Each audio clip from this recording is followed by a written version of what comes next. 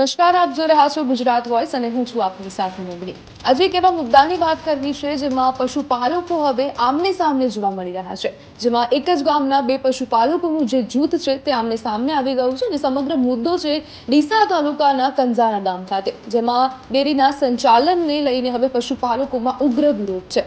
જેમાં એક જૂથ તાળાબંધી કરવા માટે ડેરી ખાતે પહોંચ્યું હતું અને તે બાદ અન્ય જે જૂથ હતું તે ત્યાં ડેરી સાથે આવી પહોંચ્યું અને ત્યાં જે તાળાબંધી કરવામાં આવી હતી તેને રોકવામાં આવી રહી છે। ત્યારે બીજા જૂથનું કહેવું એવું છે કે જો ડેરીને તાળાબંધી કરવામાં આવશે તો જે પશુપાલકો છે તેમને મોટા પ્રમાણમાં નુકસાન થશે। ત્યારે હવે સમગ્ર મામલો પોલીસ સ્ટેશન ખાતે પણ પહોંચ્યો છે અને પીઆઈ સહિતનો જે મોટો કાફલો છે, મોટા અધિકારીઓનો જે કાફલો છે તે હાલ ડેરી ખાતે જોવા મળી રહ્યો છે। ત્યારે હવે શું છે સમગ્ર મામલો, જોઈએ આ અહેવાલમાં।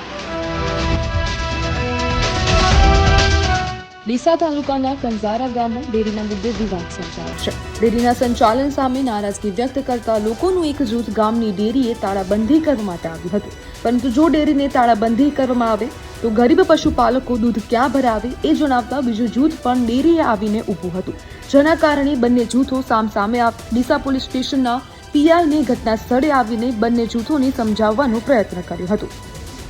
તાળાબંધી કરવા આવેલા જૂથે પહેલા વકીલ મારફતે નોટિસ પણ ફટકારી હતી, પરંતુ પોલીસના જણાવ્યા મુજબ કોર્ટના ઓર્ડર સિવાય કોઈ પણ વ્યક્તિને ડેરીને તાળાબંધી ન કરી શકે। ડેરીના મંત્રી સાથે વાત કરતા જાણવા મળ્યું કે ડેરીમાં કોઈ પણ પ્રકારનું ભ્રષ્ટાચાર નથી, બધું જ વહીવટ પારદર્શક હોવા છતાં વિરોધ કરી રહ્યા છે।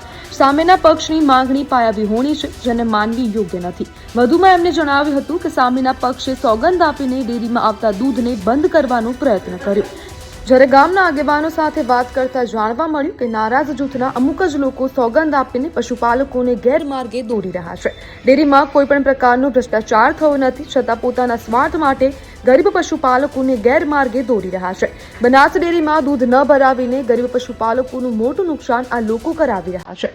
બનાસ ડેરી બહોળા પ્રમાણમાં ભાવ વધારો આપે છે, એવા સમયમાં જો પશુપાલકો એક મહિના માટે પણ સહકારી ડેરીમાં દૂધ નહીં ભરાવે તો પશુપાલકોને મોટું નુકસાન થઈ શકે છે। Bureau report, Gujarat voice.